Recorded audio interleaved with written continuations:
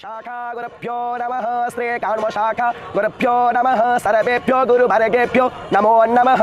वंदे हं मंगलात्मानं भासदु वेद विग्रहं जाज्ञवैद्यं मुनिश्रेष्ठं कृष्णं हरिहरप्रभः जितेन्द्रियं जितक्रोधः सदा ध्यानपरायणं आनन्दं निलयं वन्दे योगानन्दमुनिस्परं वेदान्तवेद्यं सकलादवैद्यं दया सुधासिन्धुरनन्तरूपं